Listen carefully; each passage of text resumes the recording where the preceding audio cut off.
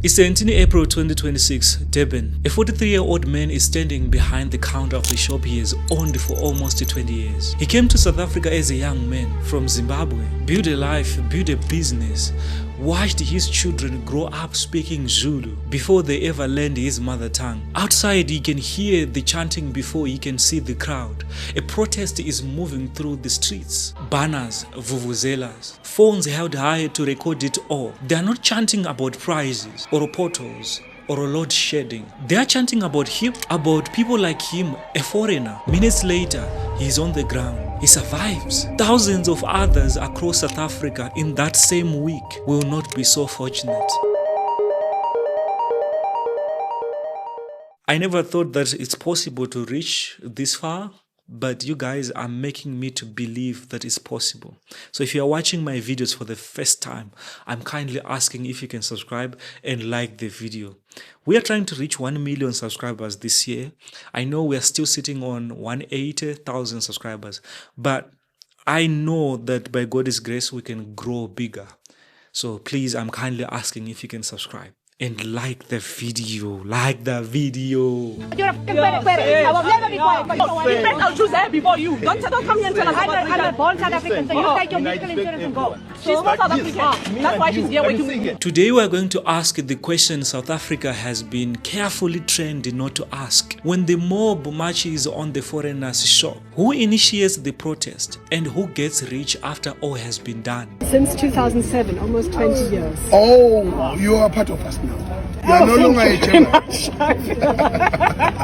Those outside of South Africa, when they hear what's happening, they barely understand the logic behind all of it. As some of the things, they are not adding up. They see Africans chasing away Africans, and yet there is a town in South Africa where by design no black person is allowed to live or even work. It has its own flag, its own money, its own borders. It has existed for over 30 years, and in all that time, no mob has ever marched to Orania. Why is the rage that destroys a Mozambican's tax shop so strangely polite when it reaches the gates of white-only town? One social media user said, "This is a disgrace. They were allowed to basically create their own country within a country under the African people's noses. Only in Africa can this be possible to happen.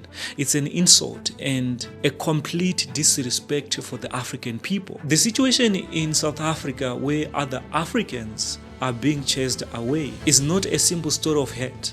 It is a story of a country built on a foundation that was designed deliberately by engineers of apartheid to make black bodies useful but never welcome. It is a story of unemployment so deep that 4 out of every 10 working age South Africans cannot find a job. It is a story of politicians who have learned that blaming a foreigner wins more votes than fixing a broken hospital. And here is what nearly every economist, researcher studying this crisis agrees on. These problems cannot be honestly blamed on immigrants. Foreign nationals make up a small fraction of South Africa's population, and research consistently shows they create jobs through entrepreneurship. But desperate people don't always reach for statistics.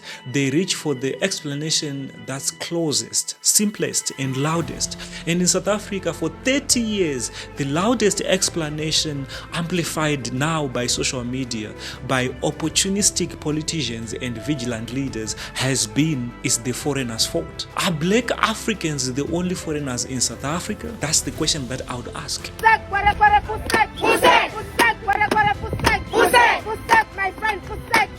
Did you know the informal spaza shops being destroyed in townships in South Africa alone are part of an economy worth nearly 200 billion rands, bigger than the entire market value of Shoprite, the country's largest supermarket chain? So when the small foreign trader is chased out, the question is, who exactly is waiting to walk into that empty market of townships? And the most uncomfortable one, what if the men burning foreigners' shops and the men who owns half the country are not enemies at all? What if one is doing the other's work for free? This has never been a story about foreigners. This is a story about misdirection. And you are the audience. They've already won. Their goal was to make sure an African is attacking an African. I hate foreigners and the government It's doing nothing. On the evening of October 18, 2007, Lucky Dube was shot in Johannesburg during an attempted carjacking. State witnesses and police reports indicated the killers believed Dube was a Nigerian, a factor that reportedly influenced their decision to pursue him. 19-year-old Ndlamulo Sambo from Limpopo was stabbed and killed on May 31, 2026, recently in Western Cape. His family and local reports stated he was targeted by individuals who thought he was a foreign national. In South Africa right now, if you are an African foreigner, even with papers, they don't care anymore. They just want every African foreigner out of their country. White people, whether from Europe or America, typically occupy the formal economy in South Africa: corporate jobs, management, tourism, tech. They don't open spaza shops in Soweto or sell tomatoes in Alexandra. Black African foreigners compete directly in the same informal economic space where poor black South Africans are trying to survive. Competition at the end of the day triggers resentment. Apartheid psychology was never fully dismantled. Apartheid did not just separate races, it created a hierarchy within black people. Black South Africans were conditioned to see themselves as superior to other black Africans. That's why the Makwere psychology was created. This is my question. What other African country besides South Africa has a degrading term for African foreigners? Makwere. There are roughly 150,000 spaza shops in South Africa. Around 80% of South Africans buy from them. Nearly 40% of the entire country's food spending passes through these little corner stores. Put it all together and this informal township economy is worth over 180 billion rands a year. The shops people look at as just tax shops are together a bigger commercial price than the largest supermarket empire in Africa. Now, because of that, people are now asking questions. If these spaza shops are no longer there, who is really going to occupy that market? Because it's totally not those who live in townships. They don't have the capabilities. So yes, the structural truth that is hiding in plain sight. The foreign-owned spaza shop is not the enemy of the township. It is the only thing serving the township that the formal economy abandoned. The big retailers did not lose this market to foreigners. No, they never wanted it until it became worth 200 billion rands. Now they want it very much. The township market and the spaza shops owned by foreigners stand in the way. Look at the moves happening right now. Shoprite has been pushing its low-cost brand, Usawe, deeper and deeper into township markets. Pick n Pay has done the same with Boxer. The beverage giant Bevco set itself a target to have its products in 30% of spaza shops in South Africa. Now they want to formalize the informal sector in South Africa. Now I want to be fair because the truth is strong enough without exaggeration. I'm not telling you there's a secret room where executives ordered the burning of shops in South Africa. There is no proven conspiracy and I will not invent one myself. I want to slow down things here because this next part is not an accusation. It is a wound. That is what the world now sees when it looks at South Africa. It's no longer the rainbow nation, but a nation eating its own family. And I have to say this plainly to South Africa. Look at who you have been told to hate. The Zimbabwean working at a construction site. The Malawian guy washing cars. The Somali running a shop in a township that Shoprite was too afraid to enter in the first place.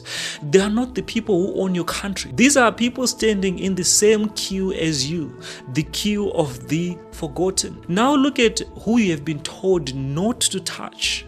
The conglomerates that control your food, your banks, your mines, your retail. These are the families that still own the overwhelming majority of the country's land and wealth. 30 years after apartheid ended, they are not in your township. They will never be in your township. And that is precisely why the anger never reaches them. Because anger, like water, runs downhill. The genius of the trick is this. They convinced a hungry man that the cause of his hunger is another hungry man. And as long as the two of them are fighting over the crumbs, neither of them will ever look up at the table. Which brings us finally to the question I promised you at the start of this conversation. The one nobody wants to answer out loud. If this is truly about foreigners, about outsiders, about people who came and took what was not theirs, then why does the rage stop so neatly at the color line? Let me tell you about a town called Orania. It was founded in 1991 at the very moment apartheid was dying by a group of Afrikaners who did not want to live in a multiracial South Africa. The land was bought by the son-in-law of Hendrik Verwoerd, if I'm pronouncing that right. If that name means nothing to you, learn it. Verwoerd was the principal architect of apartheid itself. The man who designed the machine of racial oppression has descendants who built a town in South Africa, White's only town. Today, Orania is somewhere around 3,000 residents and it is growing so fast. Its leaders speak of planning for 10,000 households. It has its own currency, its own schools, its own private security, its own solar system. So it never has to depend on the national grid. It is in their own description an attempt at self-sufficiency. And here is the part you must not look away from. In Orania, the work is done only by white hands. The principle is called own labor. The gardening, the cleaning, the farming, the collecting of rubbish, all of it must be done by Afrikaners. The employment of black workers is by the town's own design not permitted.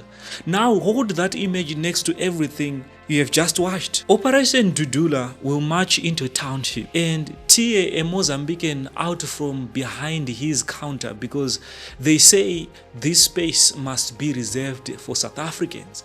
But here's a town inside South Africa where a black South African born here with every document in order cannot live, cannot work, cannot be employed. Orania, in Orania. And no mob marches to Orania, no march and march. No politician stands up to scream that that space must be returned to the people. Why? Because Orania is not weak. Orania has lawyers. Orania has a constitutional clause, Section 235, the right to cultural self-determination, negotiated into the founding settlement of the new South Africa. Orania has international friends. When you have lawyers, a constitution, and a foreign superpower whispering your name from a distance, the mob certainly remembers its manners in South Africa. The African migrant and the Afrikaners are both, in a sense, outsiders if you had to look at a bigger picture, to the township majority. One is poor, undocumented, and alone. The other is organized, legally armored, and internationally connected. The mob is only sent after one of them. So let us stop pretending this is about foreigners. It's not. It was never about foreigners. It is about who is safe to attack. And the rule is brutally simple.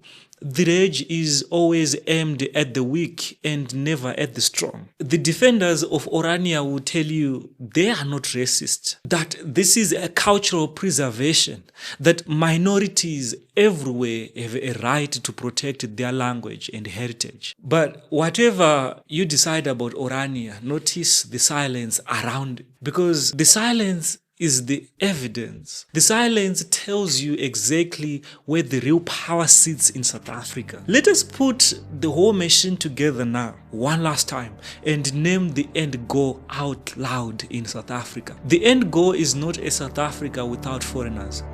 No. The end goal is a South Africa where the poor are too busy fighting each other to notice who is robbing them. It's like colonization again. There is a bitter irony buried in all of this. Decades ago, during the late apartheid era, South Africa actively relied on skilled foreign professionals, teachers and doctors, especially hospitals and schools in under-resourced areas. The country simply did not have enough trained locals at the time. Foreign labor was not always despised. For a period, migrant entrepreneurship was even admired as a model of resilience and adaptation in South Africa. Today, those same professions, teaching, medicine, small businesses sit at the center of the resentment happening in South Africa. The migrant in the space of a generation went from important